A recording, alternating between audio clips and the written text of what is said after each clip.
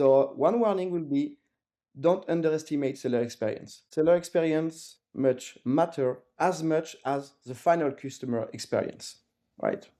Make sure to grow organically. That's very, very important, because you can pump as much money as you want into a market. If the market does not want you, then you will have a very, very hard time. Let's Talk Marketplace. The Marketplace podcast with Ingrid and Valerie Dichtel. Hello and welcome back to a new episode of Let's Talk Marketplace. And welcome to something, let's say, of a perspective change. Because if you've been listening to us for a longer time now, you know that usually Valerie and me are the first people to call out marketplaces on behalf of their sellers, saying things like, why is this onboarding process taking so long? And why is this marketplace not open in Germany or Spain yet? What's taking them so long? Everything like that. But today I thought we could flip the script around a bit because it's helpful to put yourself in the shoes of your significant other, business-wise speaking sometimes. So we are changing our perspective today from seller to marketplace operator. And we want to find out, why is it actually so damn hard to roll out a marketplace across borders, because reality is you need local sellers and you need local products and you need them all before you have any traffic, basically. So ultimate chicken egg problem. And how do you solve this then without hiring massive sales teams across 14 countries? I don't know. And our guests today claim that they have found a shortcut to this problem, because we have a representative from the UK electronics marketplace OnBuy here, who are at the moment currently expanding aggressively across Europe. And they are doing it by partnering with Octopia, effectively buying the supply growth instead of building it manually. So let's see how this plays out for the two of them. And I'm really happy that with me from the operator side today is Valentin Lennartz from OnBuy. And representing the enabler side, I welcome Paul Cotsas from Octopia. So great to have you on the show, you two. Hello, Ingrid. Great to be here. Hello, Ingrid. Thank you so much for inviting us. Okay, so I think let's do a short round of introductions, and maybe please tell us who you are, what you do at your company, and what is your personal USP, so to speak. So what are you really good at in the marketplace business? Valentin, why don't you start? Thanks a lot, Ingrid. I'm regional manager for OnBuy. You mentioned we are an electronics marketplace, which is not completely true. Like we see ourselves as a general marketplace for everybody in every category, especially when it comes to electronics, house and garden, and health and beauty. And I joined OnBuy in October, and right now I'm leading the expansion in the DACH market, basically Germany, Austria, and Switzerland. My USP, I think, is that I bring a lot of experience when it comes to e-commerce. The last 10 years, I was lucky enough to be part of eBay, of Wayfair, of Zalando, and I'm very, very happy to use this proficiency and this knowledge to make OnBuy grow as well. Okay, sounds good. Okay, Paul, why don't you continue? Sure. Paul, so I'm sales director and marketing for Octopia. I'm here for 4 years and a half now, almost from the beginning of Octopia. So I had the chance to see all the partnerships we have made since the beginning of Octopia now.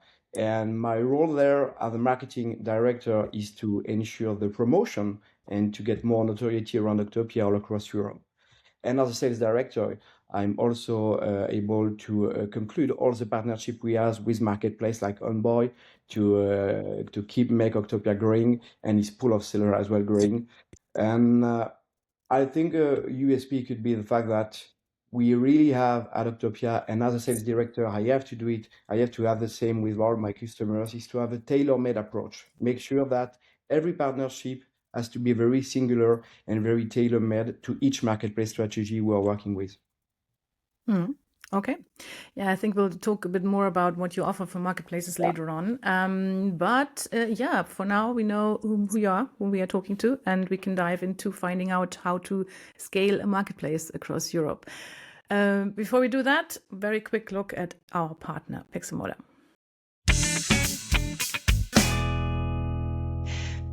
Marketplaces love video. But for many brands, video production still feels like a problem. Expensive, slow, and almost impossible to scale across the whole assortment. There's studios and camera teams and editing and localization, and all of that adds up quite quickly. Which is why on marketplaces, video often end up just being reserved for hero products. And that's exactly where things are changing now, because today you don't actually have to shoot a video to get a video performance. Instead, brands can work with the assets they already have if they use AI tools. Tools like Pixelmoda, for example, they turn a small set of existing product images into photorealistic video sequences. You upload 4 or 5 photos and the AI generates the movement, the depth, and the realistic fit behavior. There's no camera team, no cutting, no long production cycles. The result is video that finally scales across the whole assortment. And then video becomes affordable and it stops being a premium feature. It becomes more of a baseline, more sales without higher costs. If you want to know more about how that works, check out our blog post on the topic or listen to the podcast we had last November, I think, with Gianni Sarazzi from Pixelmoda. We'll link both of them in the show notes.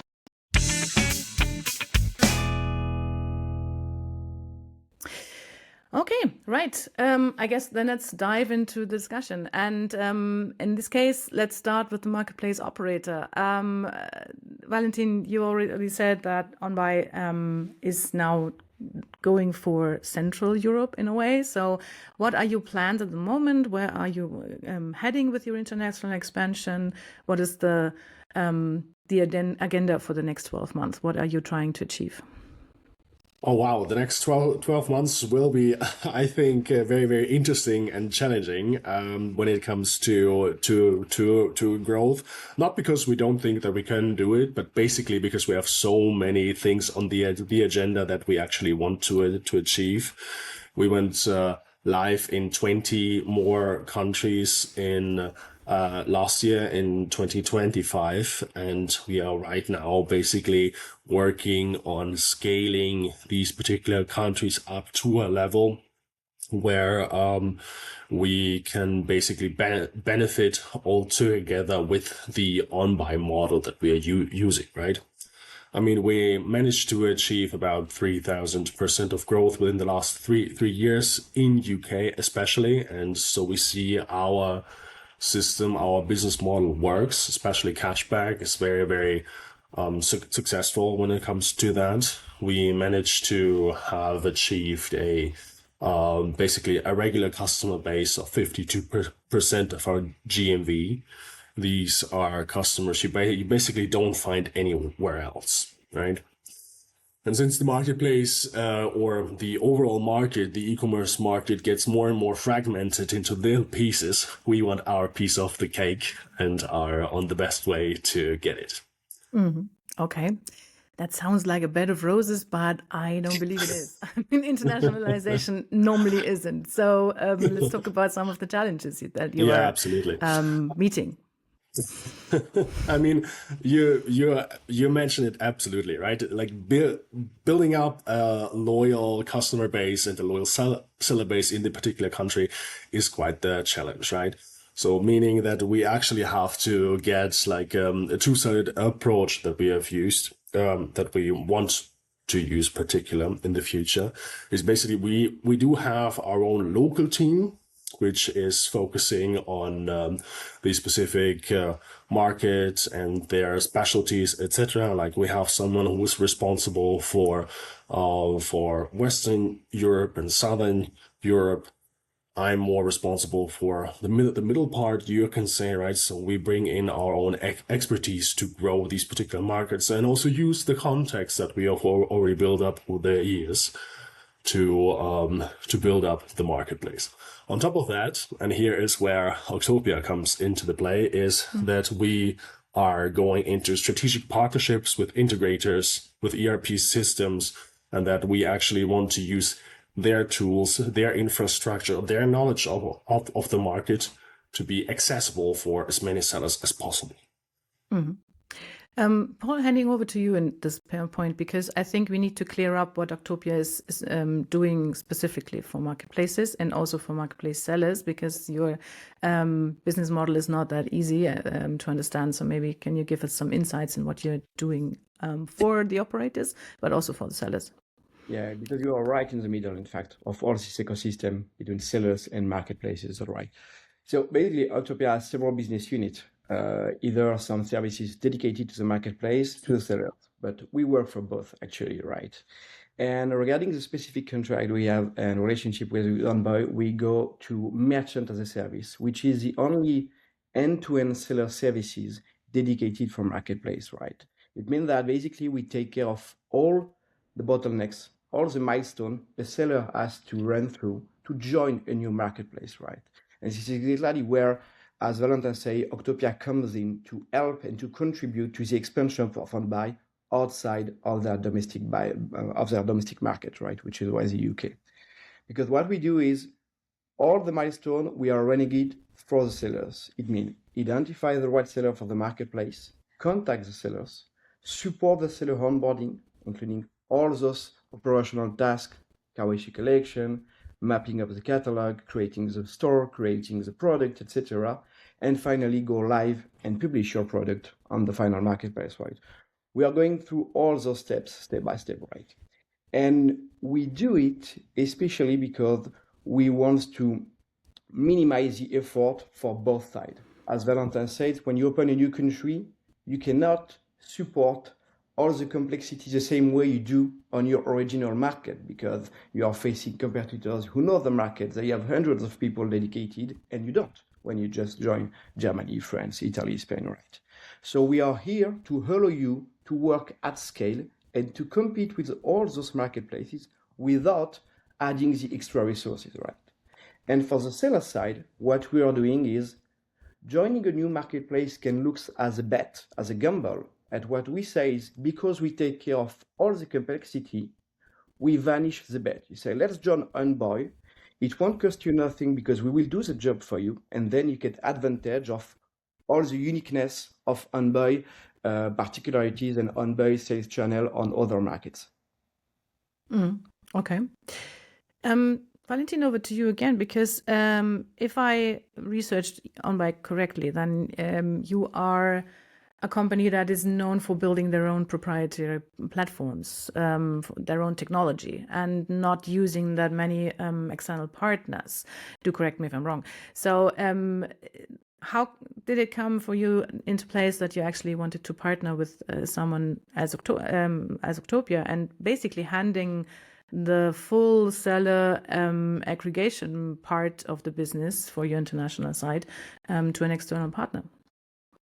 I mean, we do have to see these things differently, right? We do have, on the one side, obviously our platform that we build ourselves, that we engage with ourselves, that we basically use our own resources to build that up. That's the one point, and the other point is actually the acquisition of sellers that we are having, right?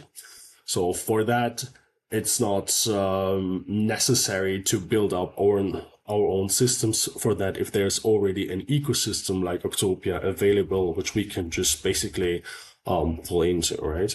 So it is absolutely true that all of our systems are basically built from our own, out of our own office, from our own people, right?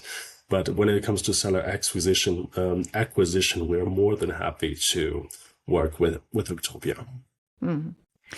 Paul, is that a scenario that often happens to you when you work with marketplaces, that they are and they have normally built their own technological legacy, of course, and then they are looking for a partner that is easy to integrate for one part of their business? Yeah, sure. Because in fact, when you want to expand outside of your original market, time to market matters a lot, because you will make many noise, many marketing around the fact that, hey, I will arrive in this country, etc., etc. But if you make a lot of noise, and when the final consumer going to your website and it's like not something very different than what there is in your market, or if you just say, I open a new market for my initial pool of sellers, That's it. You are not making you very different, right? You need all those cross-border sellers, and you need the top local sellers to be able to fight in an equal fight with all your new competitors, right? So of course, if you want to be fast and compete at scale, partnership is great because we work OnBuy. We can focus on what they are good for, their DNA. As Valentin said, OnBuy, there is a huge customer loyal base, which is makes them very unique, right? So you can focus on what you are doing great, and all the rest where you added value is less obvious, the operational task, identify the good sellers, fine-tune the catalog, etc. You can delegate it to a partnership who has already the ecosystem ready to go. So we have set up a huge ecosystem at Octopia because we have 50 feed manager connected, we have 10,000 sellers, we have people in all language to hire all the European sellers, so it's ready to use, right? So instead of waiting years to be able to have the same weapons than your competitors, you can have it ready right now when you open your new marketplace. So what part of this ecosystem have you used so far at OnBuy, Valentin? How many of those sellers have you acquisition for OnBuy? What are you using Octopia for specifically? I mean, basically, right now we are using Octopia to scale hard and fast in the particular countries where we are basically doing new business right now with the great integration that we have into our own systems. Basically, we are trying, even though we are building our own thing, we try to be as accessible as possible for other partners, whether it comes to Octopia, Plenty Markets, whatever, right? So what we want to make sure is that we scale fast. So right now we're focusing on getting new sellers onboarded. And on top of that, I know that Octopia has many more modules, which we definitely can look at in the future. But right now, our focus is basically to get our seller base to basically lift up our supply in the local markets. And then we see what other modules we can use to grow further. Okay. So how does this look from the seller's perspective? Maybe Paul, maybe you can describe what it looks like if a seller that is, I don't know, in Spain, trying to sell on OnBuy, trying to list their products on OnBuy, and does that through Octopia. How does that process for the seller look like? So the first thing is very important to say that is you have to be eligible to join OnBuy first. So what we are doing when we set up the partnership is first to understand what is OnBuy strategy and what are their criteria to hire the seller, right? Because from one marketplace to another one, of course, criteria could be very different, right? So it's not like OnBuy have access to 10,000 sellers and let's wait and see, and you can check it out. Some sellers, maybe some of them are good for them, maybe some of them are not. We do an initial selection, and this selection has to be finally validated as well by OnBuy, right? So if a Spain seller wants to go to OnBuy, he has to fit into the criteria list of OnBuy. Then, if it's done for both sides, he wants to go, OnBuy wants them. Then we run through all the operational process, right? So we say, okay, he needs to accept the term and condition of OnBuy. Then we create an environment where he can duplicate his catalog. So we take care of all the process. We collect the KYC if there is a gap between OnBuy PSP and our PSP.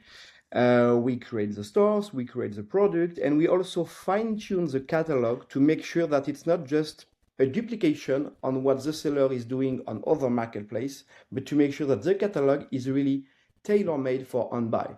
It doesn't be the same pricing, not maybe the same product, not maybe the same description itself. So we want to make sure that it's a tailor-made approach for each catalog. That's where we make the difference. If not, we just duplicate a catalog and that's it, but we don't bring any value, we don't enhance the performance of each seller, right? So we went through all of that. And even on top of that, this is what Valentin was talking, after the first month, we are able, if the marketplaces agree, to also doing the account management of these sellers, to follow them and make sure they overperform and they stay loyal to the new marketplace. Because the idea is not just to connect the sellers, then let him alone in a new market he doesn't know, and after 6 months he will churn. So we don't want that, right? So this is why we keep a huge human support to make sure he can stay and overperform, right? And maybe that is yeah. also, sorry if I may add to what Paul said, and this is something what makes us still special. We take a great pride and great value in trying to talk to our sellers in person as well. So whenever there is any kind of issue or a seller wants to get to know us, you don't need to wait for a call for 2 weeks. You just write us an email and we get in touch as quickly as possible. That's what I heard actually from the market, yes. So I wanted to fall back on the point that you just raised, Paul, because you said you are making sure that the catalog of each marketplace that you are referring your sellers to is still unique and different, and that each seller is going for maybe for a different part of their own assortment, or for a different price category, or even for different descriptions, so that the marketplaces stay distinguishable. I think that is a very interesting point, because this is something that I heard raised actually as a concern, that if you are, listing your products with one marketplace aggregator, that basically what comes out of it are lots of marketplaces that look just the same and are basically interchangeable. But what you are now stressing is that that's actually not the case. So can you maybe go a bit deeper into this? So how do the assortments really differ between the marketplaces you are tending to? Yeah, it's a fair question, Ingrid, because at the end, there is a lot of European sellers, and if you have all the same, what could be different for the final consumer, right?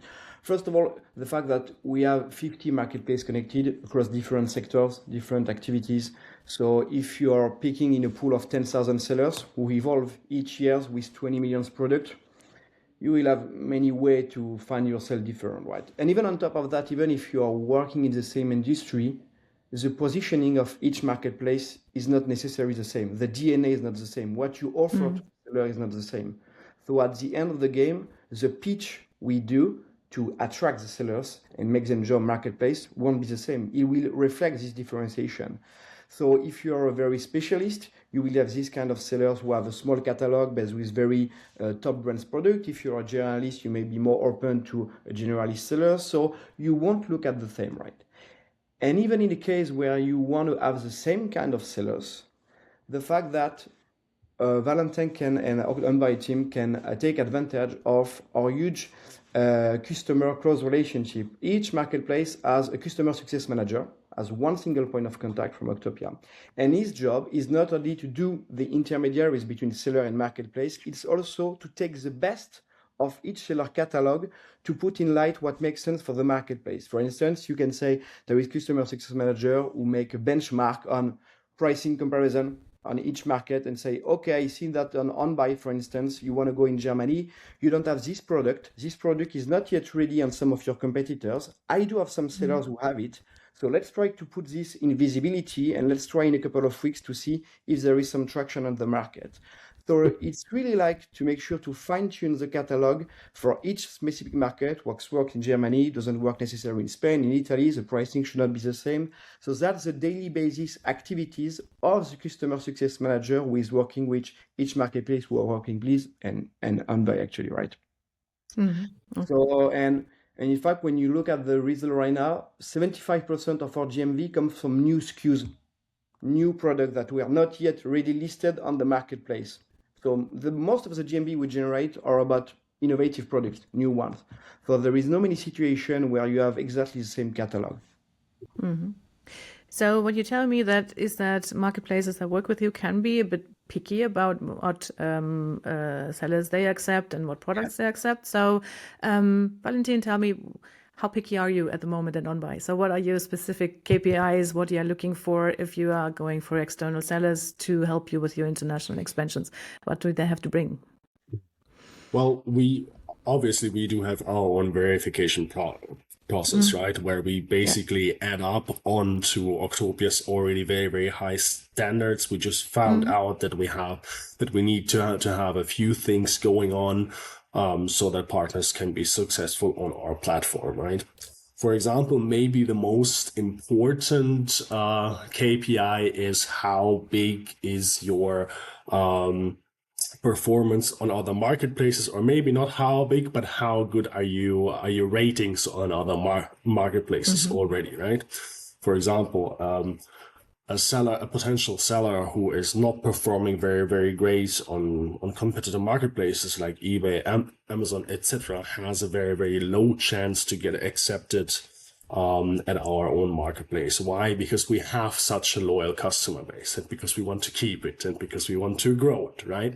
So sorry, basically, just chiming in here. You mean by performing not good? You mean in terms of customer satisfaction, or in terms of sales? Customer satisfaction, delivery, logistics, returns, etc. Whatever is necessary to make the customer happy in the end, right? We, since most of competitors do have like a rating system, and that we have like a potential seller who is not performing that great in that area, then it's probably going to be a no.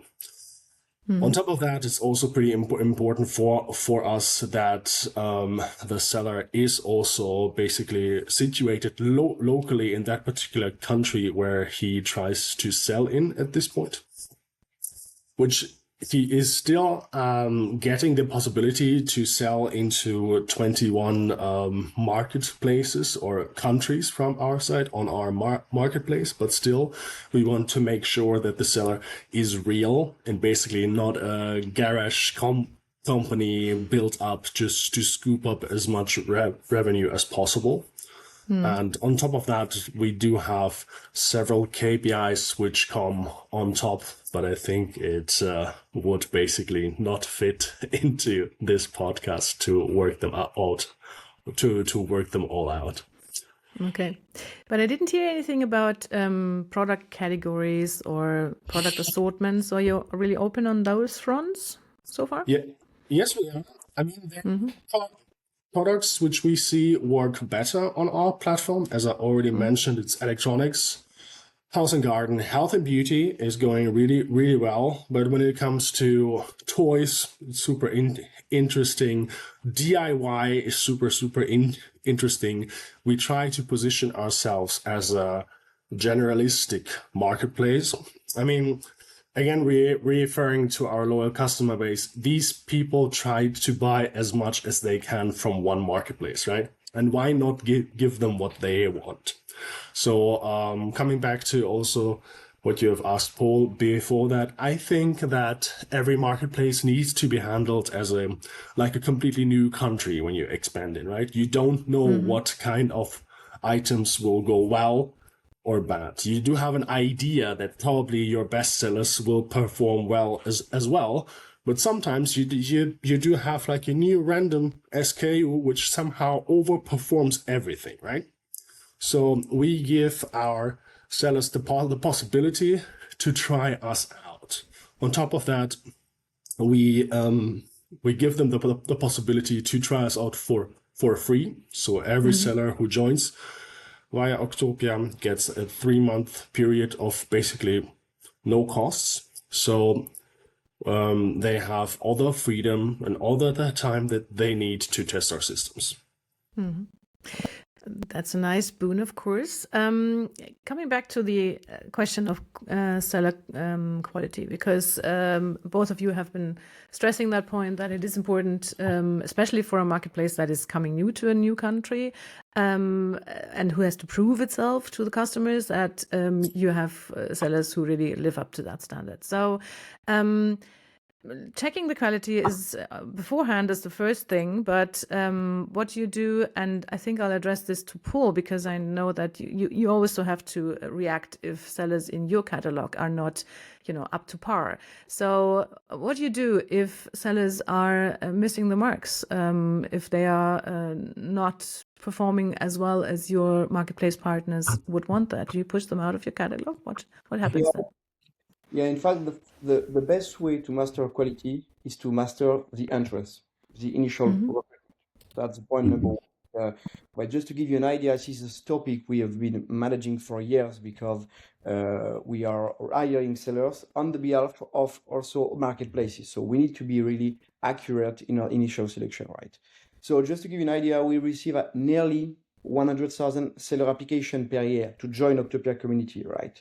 Only finally on board on other marketplaces connected, like OnBuy, 2,000 per year, right? So there is a really, really huge selection rate initially because of the compliance, KYC, the completeness of the catalog, to avoid any fraud, etc. So we do this massive check initially. Then you add on top of that the criteria for the marketplace itself, right? So you have a double check at the entrance. And then when it's an ongoing sellers, we are definitely following, according with OnBuy team, the level of quality, the level of requirement, right? So as Valentin said, for OnBuy, for instance, loyalty is key. So what impact a lot of the loyalty is the delivery experience. So for OnBuy specifically, we are very carefully check what about the delivery weight, the claims rate, to make sure to maintain a high level of notation, to make sure to be consistent with the expectation of OnBuy, right? For instance, if something goes wrong, at any moment, OnBuy has the ability to suspend or exclude a seller if he wants, because it doesn't fit with his criteria, right? So he can master the quality even if the seller is coming from Octopia, right? On the same side, Octopia can take the responsibility if there is like fraud, something like very strong that can impact all the marketplace, to kick out of the seller, of course, if it's something that can have an impact for all the marketplace, right? So there is this double check all time long to make sure to maintain the quality. And actually, I think in average, Octopia seller, if I remember correctly, has 15% NPS in average more than regular sellers, because of this double check and this ongoing quality assessment we are doing with the marketplace team. Okay. Looking a bit at the time, I'd like to circle back to something that Valentin said before, which I'm definitely stealing. That is, if you should treat a new marketplace like a new country. I like that. But if you are a new marketplace in a new market, that's like two news in one row. And I think you are at the moment tripling this by starting out in Germany, which is an incredibly competitive market inside Europe. As you and I, both German people, know, Amazon's incredibly dominant here. And then you have the category killer behind Amazon, like, I don't know, Zalando for fashion and Otto for home and living, and MediaMarkt for electronics, you name them. So where's your place in all of that with OnBuy? How are you finding the gap? Because we've been talking a lot about seller quality, but is that enough to find the gap here on this market?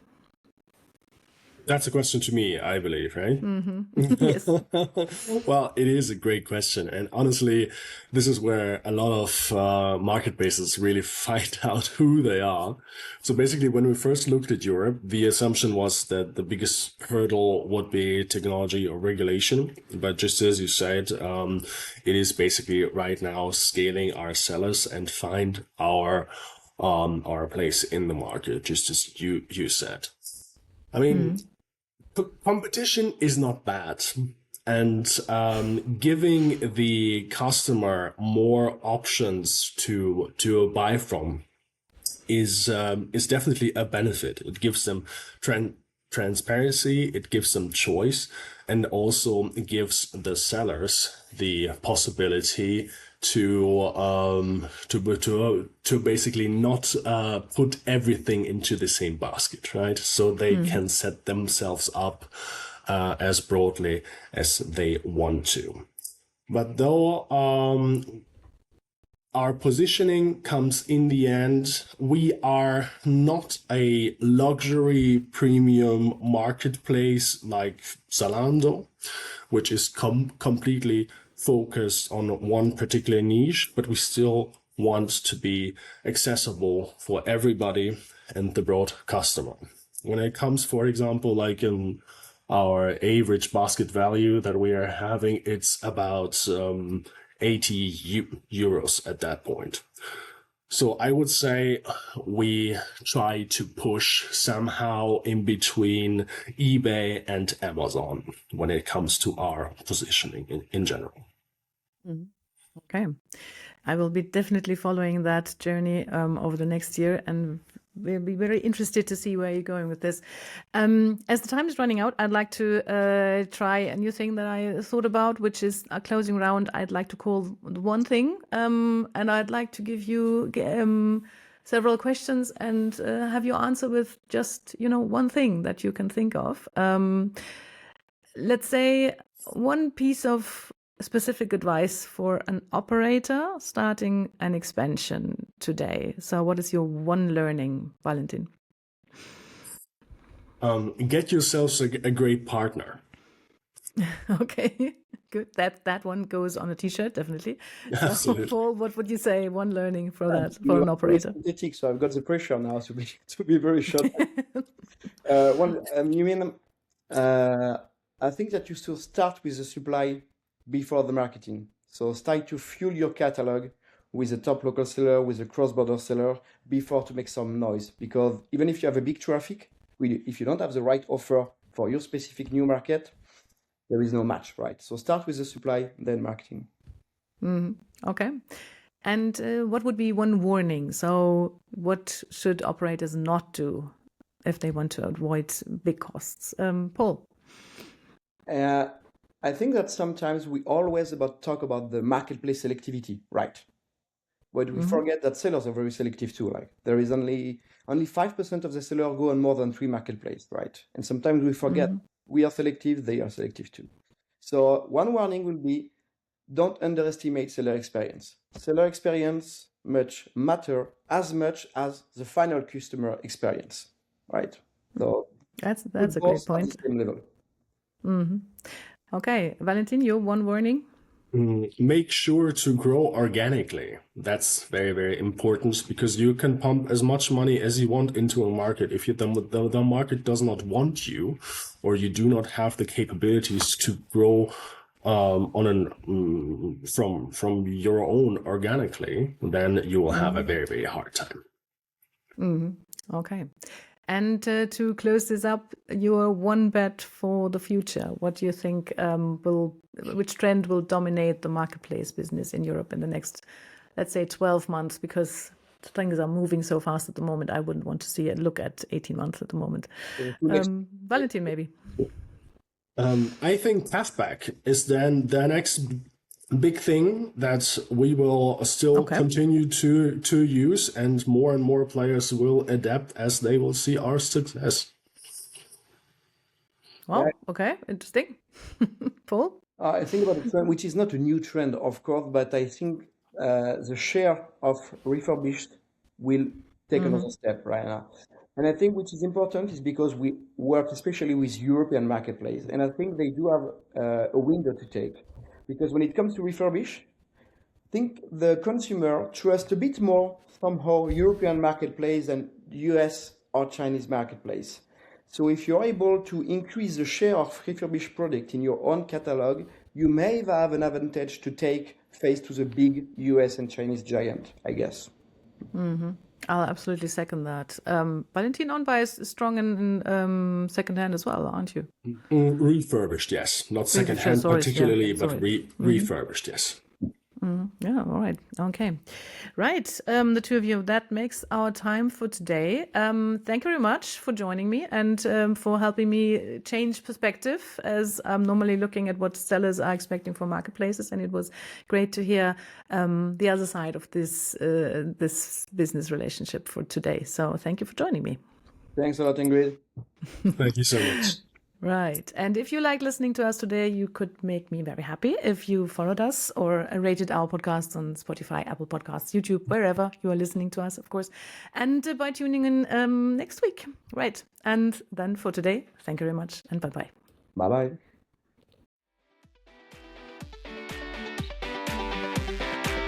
You listen to Let's Talk Marketplace, the Marketplace podcast with Ingrid Lommer and Valerie Dichtel.